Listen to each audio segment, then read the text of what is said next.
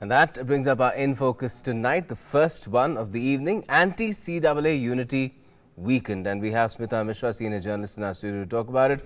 Also Shekhar Iyer, another senior journalist, very oft-repeated guest in our show here is with us as well. Shekhar, what do you make of what's happened today? There's, on one hand, there's the BJP, which is taking its pro-CAA campaign from strength to different corners of the country. And then there's the Congress, which apparently even did not think it suitable for the AAP to be sent an invitation to come and join this meeting. Well, you can see that the Congress efforts to again mop up support and try to bring more life into their campaign against the Citizenship Amendment Act doesn't seem to have made any headway today, except barring the left which was there.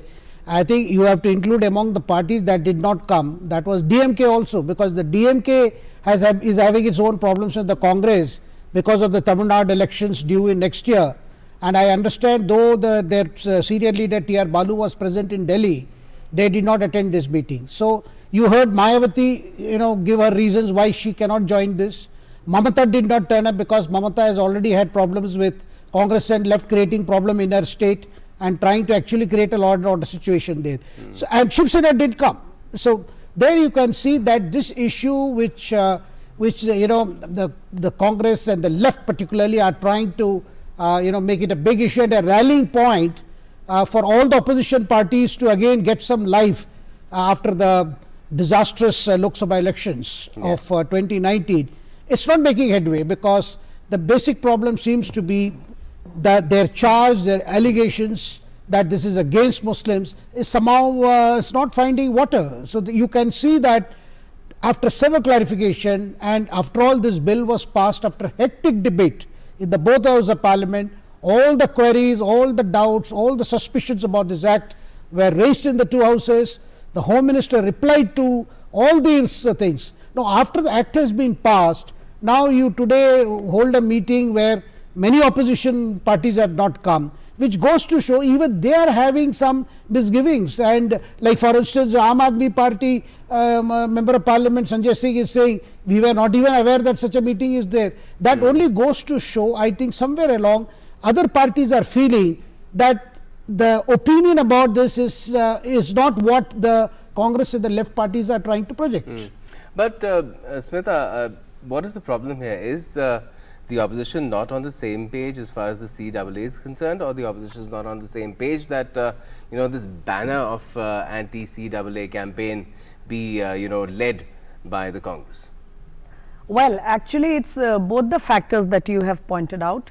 On the one hand, there are differences of opinion about which way to go about it.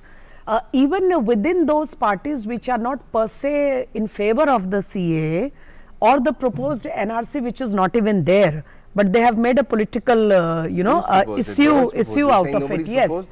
So we are discussing NRC in absentia, and NPR is like neither here nor there because the parties are unable to decide what position to take on it. And then we have a law, that is CAA, which is not only passed by the Parliament of India, it has now even been notified, which means it is already in effect. Yes. So organizing an agitation on that is something which even children can understand, that if a law has been notified, it is already to be implemented. Yes. And we know very well, if you refer to Article 256 of the Constitution, that in matters which where it pertains to laws which have been passed by the Parliament, the states do not have any right to take a decision or to deliberate on the constitutionality of that law, because their job is to implement it. However, political capital is being attempted to be sought out of it. But what is interesting is, I think two factors are playing parallel. One is the fact that not all regional powers who think that they are the best bet in their own particular states, in their respective states, to take on the BJP and the NDA, are comfortable with to allow the leadership position to the Congress party. On the other hand, some of them, like the Aam Aadmi Party, have different reservations. For example, in the case of Mamata Banerjee, we know that she has been holding protests and agitations against the CAA in her own state, and yet In fact, my sources have told me that it was actually at the, at the very outset, it was Miss Banerjee herself who had floated this idea of having a joint agitation at an all India level, so that people do not operate in silos, but they have a common cause. And yet at the last moment, when the meeting was finally convened, she decided to give it the date. Excuse me. But she would want to bring everyone to one stage in Kolkata, because she must have felt that it would be her face and she would be the one who would be sort of spearheading the entire campaign. And then she realized that the leadership position may be given to the Congress, which she was not ready to allow. So there is a question of who will be heading it, who will be spearheading the campaign, who will be the effective face of the entire agitation.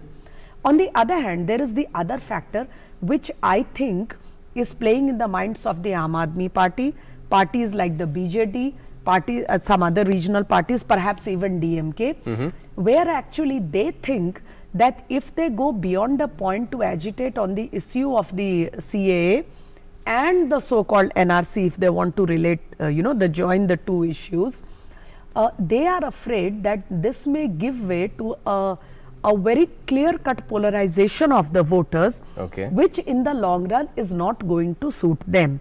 Now, for the DMK, there is still time because elections are due in 2021. So, they have a sort of window to calibrate their position. But the Aam Aadmi Party has not even a month. Their voting is already scheduled and announced. So, therefore, I think different parties of the opposition bloc are operating from their own point of view. A lot of them are not ready to conceive the leadership position. One has to ask Shekhar, didn't the Congress know this all along? It's always been the case, and I mean, if you try to see that opposition unity construct from the Congress's own side, it again falls to the wayside because of what's happened with, say, Mayawati. Her tweet is pretty evident there. No, I think, you see, what is happening is Congress is hoping, I think even the left is hoping that the setbacks that they suffered in 2019 elections can somehow be, can be rectified if they can ride piggyback, on the so-called student agitation everywhere, which the left is, of course, organizing it. And then, you can somehow ensure that the government is caught in a kind of a beleaguered situation, and that is how the opposition narrative can be built on. But what the Congress has not realized is that today it is not able to raise any other substantive issues against the government. That's one. Number two, look at the problems you mentioned about Mayawati, who says she has been betrayed because her MLA was taken away by Ashok Gehlot government, when it was already supporting, PSP was supporting his government. Now, in Tamil Nadu, you see, very interesting thing is happening. As Smita mentioned, elections are 2021. Congress has already raised its stakes. They are saying it wants to contest 70 of those seats there, which is a huge demand from DMK. Now, it is another story that Stalin once wanted Rahul Gandhi to become Prime Minister. But today, when it comes to seats, this has obviously upset the DMK leaders. In fact, DMK leaders find, because the TNCC president, K.S. Arigiri, who has made this demand that we need to contest at least 70 seats. Now, this is a tall order for DMK. So, you can see that even the effort is to build some kind of a national opposition against the Prime Minister. These parties have individual problems in their respective states. And why would Mamata allow room for the Congress and left, which are now together in Bengal, to actually create a problem for her? Because right now she has been fighting BJP as the main opposition party. So, you can see that there is a conflict of interest, there is a conflict of leadership ambitions, and also absence of any substantive issue to build up a campaign. So, and the other thing is also perception, isn't it? Things are going the other thing is also down. perception, because the Congress feels that when it's a regional issue, fine, the regional partner or whatever, any other regional ideologically aligned party, that can take the lead. But when it's a national issue, then we should be the one leading the entire charge. Yep, you see, ultimately it is difficult for Congress to adjust to these regional parties, because the Congress is in pretty bad shape in all these states. So, any effort to build up, a kind of a national coalition. See, what is contrasting is only a few days ago they were all in Ranchi raising their hands for the victory of JMM Congress and Hemant Soren, which reminded you of what happened in Bangalore. Yes. of March 2020. Yes. But you know how the whole thing came unstuck and Kumaraswamy government collapsed inside the house. Now similarly, before that, before the March 2018, you had sometime in January 2018 a similar rally in Kolkata where Mamata had organized. So what you can see is, at the best they are able to agree upon is only one thing, is to oppose Prime Minister Modi. But when it comes to modus operandi, when it comes to taking forward, building up opposition as an alternative, a credible alternative, I think there are individual ambitions and also absence of a clear-cut strategy. Now, as far as CAA is concerned, Smita, where is it really going from here? Because the BJP has really taken, the counter-offensive forward and the battle to the opposition there. And in Delhi, although elections are around the corner, one doesn't see the AAP going to town about the CAA. Yes, absolutely correct. Actually, if you see, the Aam Aadmi Party is not even trying to make an issue of the CAA, you know. If at all I see anybody making an issue of it, it is the BJP leadership, which has initiated a door-to-door campaign. Because it has a resonance. And office bearers and leaders of the party, resonance. beginning from the party's president, Mr. Amit Shah, have gone to the people and tried to explain that, look, the opposition is trying to create a kind of a myth on the issue, and they are trying to tell you things which are not even there. They are trying to create a scare among the people, and that is not correct. So let us be very clear about what it actually stands for. But on the other hand, the Aam Aadmi Party, which is also the ruling party in Delhi, is trying its best not to make an issue out of it at all, and it is trying to bank more on the things of issues related to governance, which it thinks it has an upper hand. Yes. Now we have to wait for the results to see which way it goes. Very interestingly, Gautam, what I would like to say is, now if you look at it, the parties which are trying to agitate on this issue, they are gradually moving away from CAA, and they are trying to create an issue out of NRC, which is not even there, and NPR, which is very interesting, because I believe it is because lately the government has been very proactive in trying to clear all the myths over the CAA, including the Prime Minister himself in various public functions. And so the opposition is somehow realizing through social media and other media platforms that gradually the people have begun to realize that the CAA is not the kind of monster that was being created. So now what do? To sustain that agitation, they have now tried to shift their focus to NRC and NPR, trying to create a scare that, look, the CAA per se may not be anything to be afraid of, but wait for NRC, that is what is going to create the havoc. And the Prime Minister is on record, and various central ministers are on record to say that there is not even a draft of the NRC. So it is actually talking in the air. However, we see that at various spots, including the Shaheen Bagh in Delhi, yes, there is a certain kind of scare which they have managed to create in the minds of the people. And I think the government will have to be a little more proactive in trying to go out to the people and explain to them that the kind of fear that has been created is actually completely unsubstantiated. Now, what it is going to go down to is, I think ultimately what will happen is, as you saw, state equations and state politics was very much in display today during the so-called opposition unity meeting, which actually wasn't.